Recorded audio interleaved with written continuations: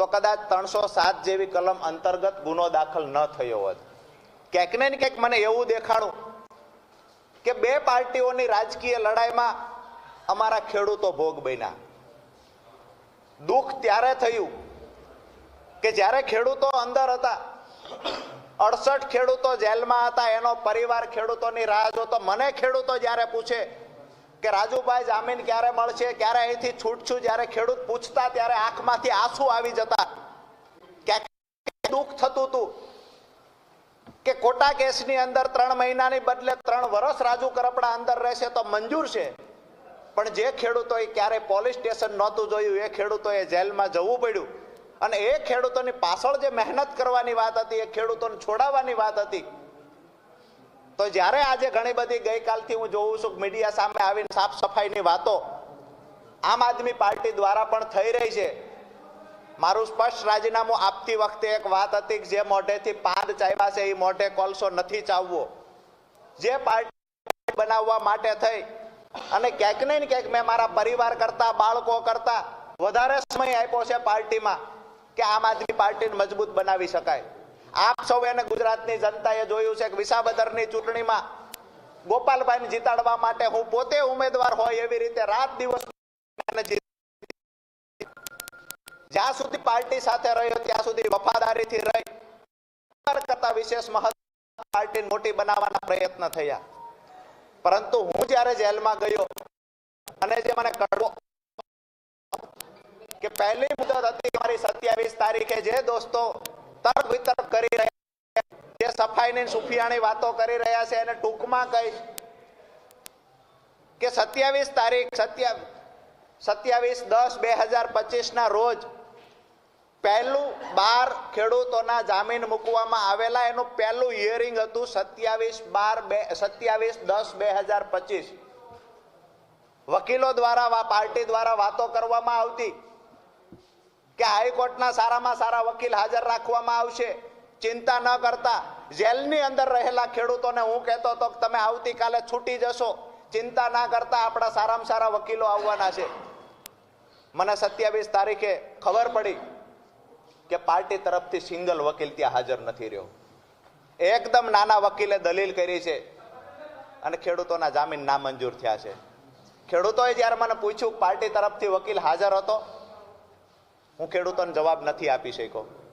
એનાથી આગળ વાત કરીએ કે જ્યારે ભાવનગર વાળો કેસ અમારા પર થયો, ક્યાંક ને ક્યાંક રાજુ કરપડાને જેલમાંથી બહાર કઢાવવાની જગ્યાએ પ્રદેશમાં રહેલા 1-2 વ્યક્તિએ રાજુ કરપડાને વધારે સમય ફસાવવાના પ્રયત્ન કર્યા છે.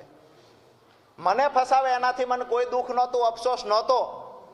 કદાચ હું એમનો હરીફ બનીશ ભવિષ્યમાં, આવું સમજીને ફસાવવાના પ્રયત્ન થયા. પરંતુ મારા ખેડૂતોને પણ મારો ગુસ્સો રાખીને, ખેડૂતોને પણ જેલમાં રાખીને, ખેડૂતો સાથે ક્યાંક ને ક્યાંક ગેમ થઈ હોય આવું જ્યારે દેખાણું, ત્યારે જેલમાં બેઠા બેઠા નિર્ણય કર્યો હતો કે આવનાર સમયમાં જે પણ કાંઈ થશે એ બિન રાજકીય રીતે મારાથી થશે એટલું કરીશું.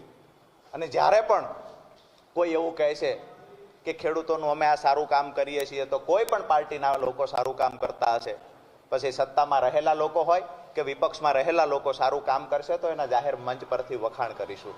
મહત્વની વાત એ છે કે મારો વિડીયો જે મારી પર ભાવનગરમાં બીજો કેસ થયો, આ વિડીયો અમારી પાર્ટીના મહામંત્રીને માત્ર મેં આપેલો ને ત્યારે કહેલું હાજર થતા પહેલા કે આ વિડીયો 31 તારીખે ચલાવવાનો છે, એવી રીતે મારી પાસે માંગવામાં આવેલો. આજે હું એટલા માટે આ સફાઈ આપું છું કે સવાલો ઘણા બધા થાય છે પાર્ટી તરફથી.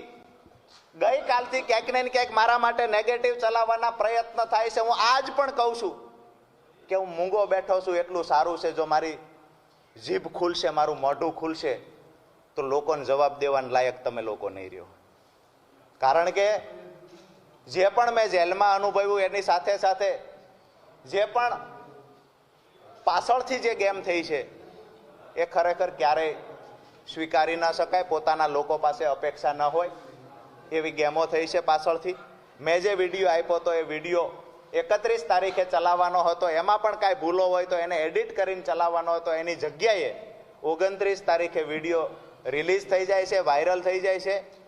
એ વિડીયો અંતર્ગત મારી પર ભાવનગરમાં ગુનો દાખલ થાય છે. એ ગુનો દાખલ થયા પછી મને 11/11/2000 ત્યાર પછી બીજા દિવસે મારા પરિવારને કહેવામાં આવે છે કે એ ગુનામાં જામીન મળી ગયા છે. હું સતત વારંવાર કહેતો રહું છું કે મને જામીન મળી ગયા હોય તો અહીંયા બીડો જમા કરાવો. મને 30/11 ખબર પડે છે કે એમાં જામીન નથી મળ્યા, પાર્ટી ખોટું બોલી રહી છે.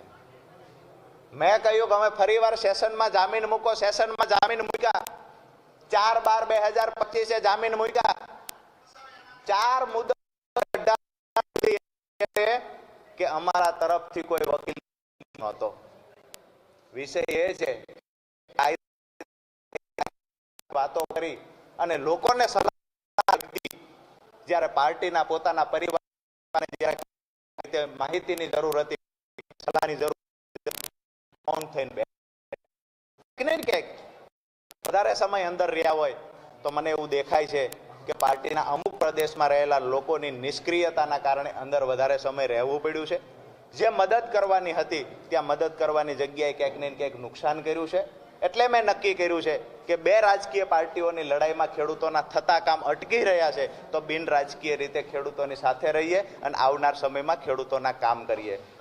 વિષય એ છે કે કોઈ લોકો ગઈકાલથી એવું પણ ચલાવે છે કે રાજુ કરપડા ઉપર કોઈ એક કેસ છે, 2 કેસ છે, જેના કારણે રાજુ કરપડા ડરી ગયા. આ કેસ 10 વર્ષ જૂનો કેસ છે અને ત્યાર પછી હું જાહેર જીવનમાં આવ્યો ને ડંકાની ચોટ પર હળદરના કાર્યક્રમ સુધી હું લડ્યો છું.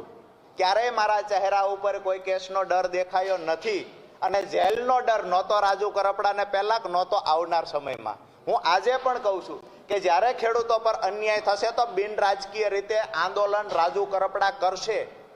જ્યારે પણ ખેડૂતોનો અવાજ આવશે કે અહીંયા અમારે મદદની જરૂર છે તેને ખંભે ખંભો આપવાની તૈયારી રાજુ કરપડાની છે. અને જે લોકોને ડર હતો કે આંદોલન દરમિયાન કેસ થશે એ લોકો તો હળદળથી આવવાથી દૂર રહ્યા છે. અમે ખેડૂતોને કમિટમેન્ટ આપ્યું હતું હું હળદળમાં આવીશ અને હું એનકેન પ્રકારે હળદળ પહોંચ્યો છું. એટલે જૂના કેસની કોઈ વાતો કરતા હોય તો લગભગ હું એવું માનું છું કે રાજકીય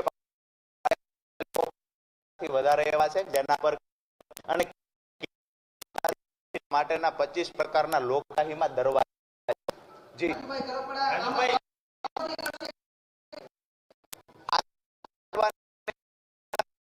મારી વાત એટલી છે